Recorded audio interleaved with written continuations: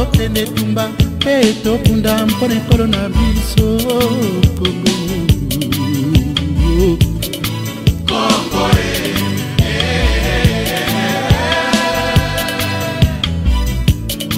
Nzambe akela mokili na bikolo monene aekokabwela na biteni ya biso eteli tozwa babengi Kongo.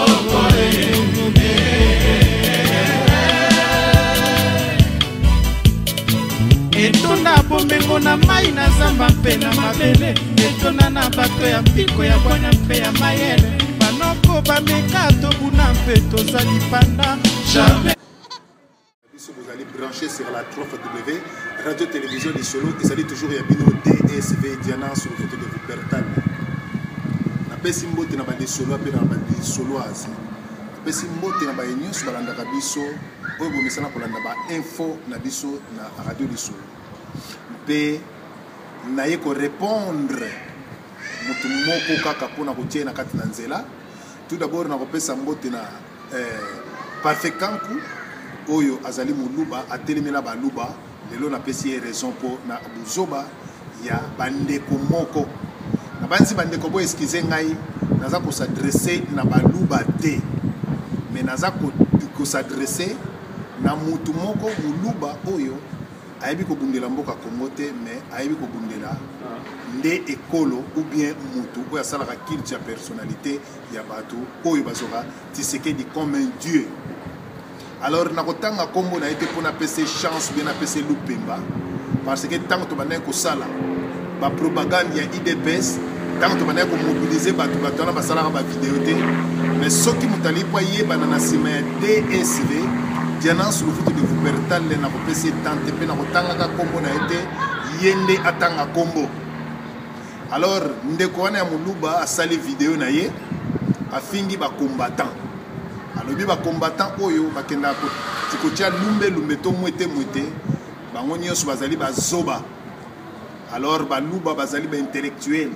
bazali batu batanga bazana ba diplôme belé ba docteur ba ingénieur. Oui, nandimi mais ceux qui baluba bazali ba docteur ba ingénieur bato batanga ya trop. Mais pourquoi mbongo imperium bokotizaki te ke bino na bino baluba que bopesa Etienne Tshisekedi boyaki kaka pe ba voyou oya ba combattant po boya ko senga bango mbongo. D'autre part ndeko na ngai soko yebi koloba te etika boyaki pe ba combattant bo sengi bango mbongo imperium ba docteur bozana mbongo. Pourquoi bo se manifesta ki mbongo na bino te pona imperium yo lobi ke bozana baluba boza ba intellectuel boza batu batanga boza bien mais si ya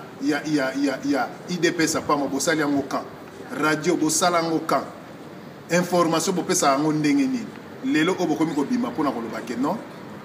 muta ko toucher Etienne Tshisekedi be l'IDPS biso tozo ko toucher personnalité ya Etienne Tshisekedi te mais tozo ko toucher politique na ye politique na ende ya mabe yango nde tozali ko telemela yango ndenge to telemelaka ba politicien nyonso to. Alors yo ya ko finga ba combattant baza bazoba yo mutoza mayele merci mais DSV finga kate po eza habitude na nga ko finga te mais courage na yo kaka bozongisa mbongo imperium oyo IDPS oyo président na bino Etienne Tshisekedi a escroquaki population mobimba bozongisa yango soki bino bozali intellectuel bozali batamayele bo raisonnaka lokola biso te boleki biso tondimi toza bazoba mais bino batamayele bolakisa savoir faire na bino na ko répondre bato te par ba question ko finga parce que izali habitude na ngai te na ko répondre bato oyo ba kolanda vidéo obo comprendre que non pourquoi baluba bakomi ko s'encharmer na makambu oyo ya dialogue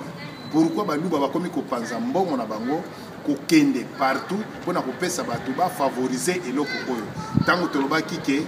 likambu ya dialogue to boy batelemelaki vidéo ko nasalaki interview ya concertation mais oyo bango bandimi bakena dialogue ba accepter voilà esika ko tozali komona trop de malgame